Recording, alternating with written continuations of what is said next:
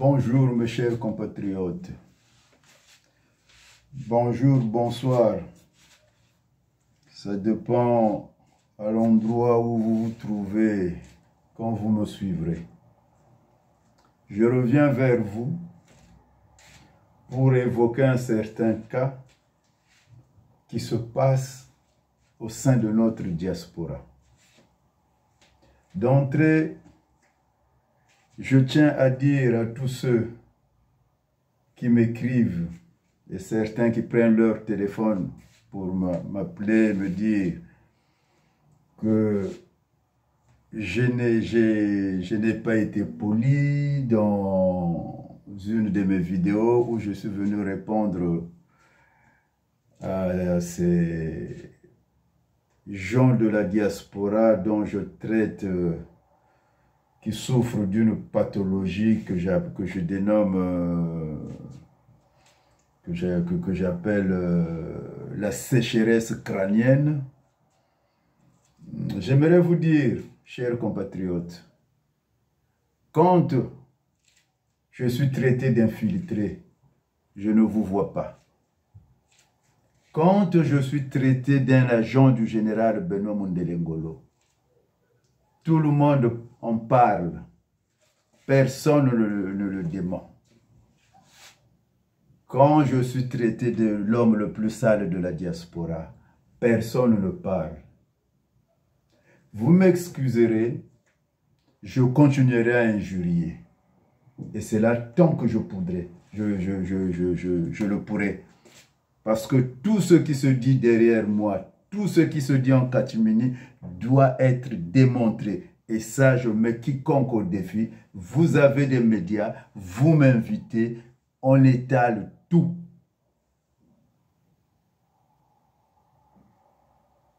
Moi, Armand, j'ai déjà fait un chemin. Et je ne dois personne en dehors de mon père et de ma mère. Ceci dit, je rentre dans l'affaire Martin Manona pour souligner l'importance fondamentale des individus dans la prospérité d'une nation. Cela signifie que la véritable richesse d'un pays réside dans sa population, ses talents, ses compétences à travailler ensemble pour le bien commun. Comprenne celui qui pourra. Je parle de la diaspora et je l'ai introduit par la nation. Le cas Martin Manona est emblématique du drame que nous connaissons au Congo, qui est le communautarisme. La situation du défunt Martin Manona, paix à son âme déjà, est donc le reflet d'un certain communautarisme où les communautés vivent, entre elles. Elles s'ignorent les unes des autres. Et c'est ce que nous vivons dans la diaspora. Lorsqu'on fait la radioscopie des personnes qui ont cotisé, on remarquera bien qu'il y a majoritairement et de façon nette une présence nibolèque à l'écart de quelques personnes. Ça montre bien que chaque communauté a ses problèmes et les traite intramuros dans l'indifférence des autres. Dans l'indifférence des autres, nous avons affaire à un militant, un grand militant de l'UPADES et des assises de la nation qui est tombé au front, comme on dit, dans la résistance, comme vous le dites. Alors, je ne pense pas qu'il y ait des noms des nordistes sur la liste de ceux qui ont déjà cotisé. En dehors de quelques noms Larry Et je ne vois pas les noms Téké. En revanche, sur cette liste, n'y figure aucun nom Vili, aucun Vili. Aucun Vili. Mais quand vous venez pour donner des leçons à Armand Monziono, alors ça c'est... Je vous dis et je vous le préviens, ça sera maintenant comme ça. Tous les jours, vous aurez une vidéo.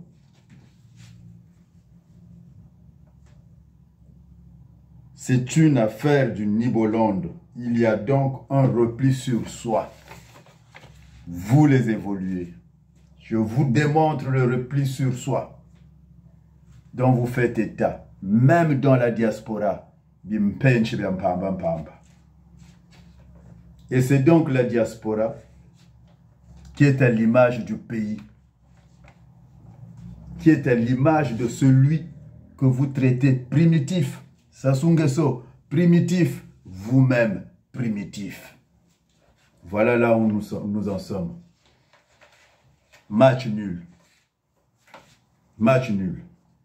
C'est-à-dire que nous sommes dans une transposition identique de nos problèmes. Oui. Ça, c'est le premier problème. La question donc du communautarisme. Venez ici, invitez-moi dans votre machin. Et je vais vous démontrer comment ce communautarisme-là fonctionne. Nous avons le Kamanona là. Nous sommes un bois. Et puis d'autre part, on voit aussi que les organisations d'en face sont totalement inefficaces dans leur organisation. D'abord, à mobiliser les ressources humaines, à mobiliser et après à mobiliser les ressources financières. Ces structures qui sont là. Nous avons plein de structures. Je veux parler de celles dont Manona a fait partie. Ces structures, à l'exemple des assises, qui ne fonctionnent qu'à base des illusions. Ils représentent, ils pensent que le fait de se retrouver à trois est une légitimité qui leur permet de dire qu'ils existent. Aux assises, vous êtes trois. Et vous pensez que vous existez. Mobilisez, mobilisez. Et ils prétendent mener une lutte. Or, on ne peut pas mener une lutte sans moyens. Et qui dit moyens, ce sont les hommes. Il faut d'abord mobiliser les hommes, car ce sont les hommes, à travers leurs cotisations, qui assureront les moyens, selon le principe qu'il faut d'abord compter sur ses propres ressources. Et le Kamanona est donc nettement emblématique sur ce qui se passe. On le voit bien. C'est cruel de le dire. Et oui. Et même décevant. En tout cas, c'est troublant. Une triste réalité. Parce que c'est bien beau de parler de la lutte. Mais la lutte, elle demande des moyens. Ne serait-ce que d'un point logistique. Et oui, mes frères, pour se mobiliser, etc., etc. Avant de compter sur un quelconque appui extérieur, il faut être capable de mobiliser ses propres ressources à l'intérieur, ce qui ne semble pas être le cas. C'est vraiment affligeant et désolant qu'on soit à ce niveau. Et vous le savez très bien qu'au niveau, pour le Kamanona, des pompes funèbres, l'ardoise est à 8 000 €, alors que les soi-disant résistants ne sont qu'à 1800. Mais si c'est pour venir raconter du n'importe quoi sur des gens que vous ne connaissez pas, Ah oui, Manjono. Ah oui, mais c'est pas lui qui écrit Mboula Mama Utsonerabio. Quand mon père me tapait chez lui là, hein, quand j'étais sous le joug de mes parents et qu'on me tapait pour l'école, tu étais là. Tu étais là. Votre opposition là, je veux la tuer. Vous allez voir. Votre opposition là, cette appendice du PCT, elle va finir cette fois-ci. Ça sera coup par coup. J'en ai terminé pour aujourd'hui et je reviendrai demain. Bumbo lutomo zabal lauki gaboche.